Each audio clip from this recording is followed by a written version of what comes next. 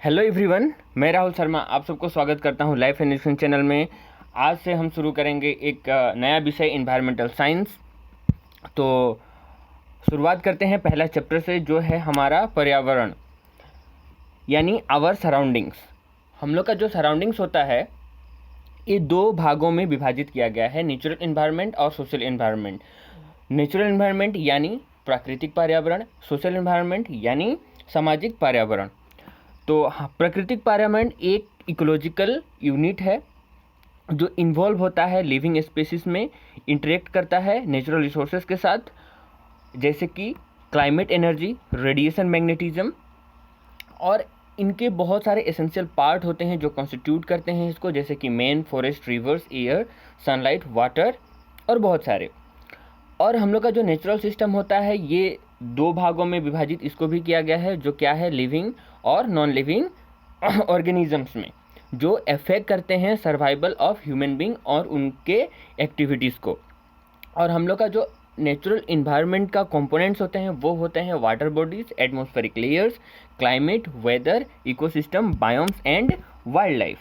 अब हम देखते हैं दोस्तों सोशल इन्वायरमेंट। सोशल इन्वायरमेंट किसको रिफ़र करता है? जो भी हमारे पीपुल होते हैं सराउंडिंग्स में, उनके customs, traditions, social habits, lifestyle, education और वर्क कल्चर, वो जहाँ भी रहते हैं वो इंटरेक्ट करते हैं और कम्युनिकेट करते हैं।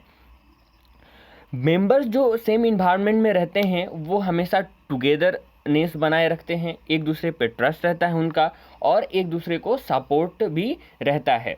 सोशल इन्वायरमेंट के जो कंसिस्ट है वो है family, friends, relatives, neighbourhood, people, हम लोग जो मिलते रहते हैं, जैसे कि मिल्कमैन, पोस्टमैन, ड्राइवर, स्कूल में जाएंगे तो टीचर, क्लासमेट, और ऑफिस में देखेंगे तो कॉलीग्स। अब हम देखते हैं दोस्तों फैमिली क्या होता है। फैमिली एक सोशल यूनिट है जो किससे डिटरमाइंड होता है? काइंडनेस से डिटरमाइंड होता है। और जो भी ब्लड से रिलेटेड पीपल होते हैं वो क्या कंस्टिट्यूट करते हैं? फैमिली कंस्टिट्यूट करते हैं। फैमिली दो प्रकार के हो सकती हैं, न्यूक्लियर हो सकती हैं जो जिसमें क्या होते हैं, पेरेंट्स होते हैं और चिल्ड्रन होती हैं, और दूसरा क्या होता है, जॉइंट या फिर एक्सटेंडेड फैमिली, जिसमें बहुत सारे मेंबर्स रहते हैं। जैसे कि वो क्या क्या कंसिस्ट करते हैं? Husband wife, mother father, son daughter, brother sister, cousins, grandfather, grandson, uncle and nephew niece. और फैमिली जो होती है वो चाइल्ड का बिहेवियर को सेव करती है और ये पहला इंस्टीट्यूशन होती है लर्निंग के लिए। हमारे घर के आसपास जो भी पीपल रहते हैं वो उनको नाइबर्स कहा जाता है, और जो एरिया होता है उसको नाइबरहुड कहा जाता है। और आगे अगर देखें हम तो फ्रेंड्स, पीयर ग्रुप्स भी हमारे कैरेक्टर को सेव करते हैं, जैसे कि स्कूल, कॉलेजेस, लोकल एरिया में देखें, बिल्डिंग नेबर्स में देखें, वर्क प्लेस में देखें, तो भी ये क्या करते हैं, हमारे कैरेक्टर को सेव करते हैं। स्कूल क्या है? एक सोशल इंस्टीट्यूशन है जो किससे एसोसिएटेड रहता है? चाइल्ड से एसोसिएटेड रहता है। टीचर्स और स्टूडेंट के बीच में कैसा रिलेशन होना चाहिए? फ्रेंडली रिलेशन होना चाहिए, उनका गुड रैपो होना चाहिए, ताकि हम लोग का जो लर्निंग हो, वो लर्निंग प्रोसेस जो हो वो ईजियर और फास्टर हो जाए। उन लोगों के बीच हेल्दी कंपटीशन करवाना चाहिए ताकि उन लोगों में अंडरस्टैंडिंग रहे, म्यूचुअल अंडरस्टैंडिंग रहे, और वो एक दूसरे को हेल्प भी करें।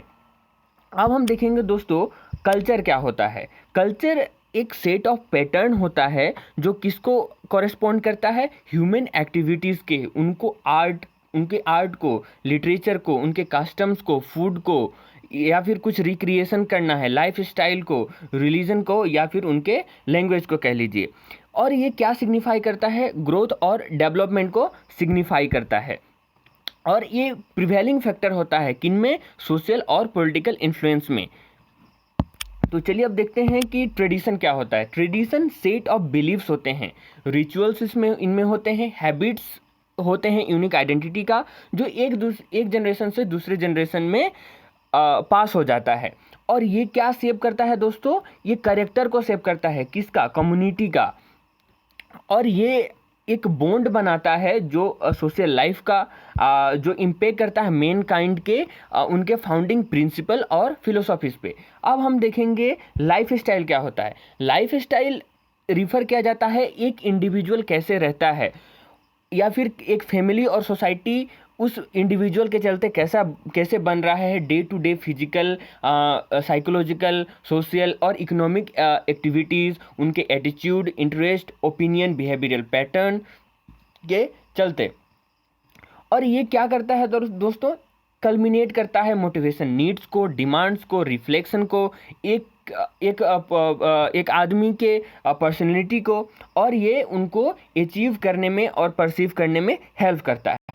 अब हम देखेंगे इंटर रिलेशन और इंटरडिपेंडेंस। तो जो कल्चर, ट्रेडिशन, लाइफ स्टाइल होता है वो एक दूसरे के साथ इंटर रिलेटेड और इंटरडिपेंडेंट होता है ईच अदर पे। कल्चर जो होता है उसका स्ट्रॉन्ग कनेक्शन होता है किसके साथ, साइकोलॉजी ऑफ ह्यूमन बींग्स और उनके इन्फ्लुएंसेस जो लाइफ स्टाइल में होते हैं। हम लोग जैसे पहनावे करते हैं, जैसे खान पान करते हैं, जैसे प्रार्थना करते हैं, एक दूसरे के साथ कम्युनिकेट करते हैं, ये क्या है, हमारा वे ऑफ लाइफ है जो किस पे स्ट्रिक्टली बेस्ड होता है, गाइडलाइंस पे, किसके, कल्चर और ट्रेडिशन के। इसीलिए कल्चर जो होता है इनविजिबल बॉन्ड होता है जो किसमें सहायता करता है, मैनिफेस्टेशन ऑफ सोशल आइडेंटिटी, उनके वैल्यू, उनके पर्सनैलिटी, या फिर डेवलपिंग इंडिविजुअल एटीट्यूड, उनके हैबिट्स, आउटलुक्स और प्रैक्टिसेस में। अब हम देखेंगे दोस्तों सोशल इश्यूज। सोशल इश्यूज दो चीज़ों के कारण हो सकती हैं, एक तो पहला है इलिटरेसी और दूसरा है जेंडर डिस्क्रिमिनेशन।